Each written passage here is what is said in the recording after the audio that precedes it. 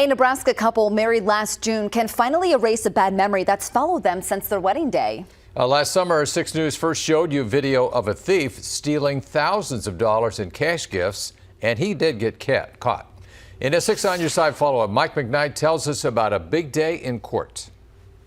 Last June, a former hotel employee slipped into a locked banquet room to steal cards containing cash. And 9 months after the wedding reception, justice is served. Yeah, I'm grateful that we do get our money back.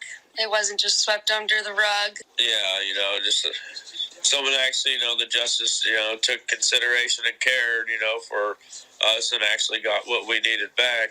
Right after the wedding, parents of the newlyweds contacted all the guests to find out who gave cash or gift cards and add up the amount stolen. The total was $6,095. Accused of stealing wedding gift money after the I do's, Joshua Wilcox told me last summer that he didn't. Did you take the money?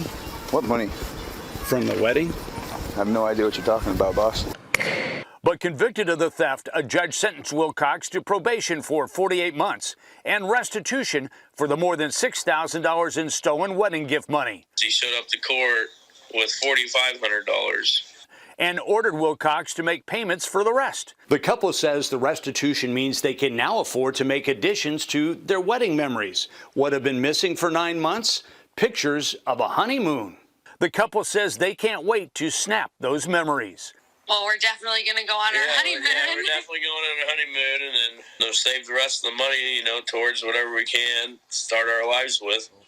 On Your Side, Mike McKnight, 6 News.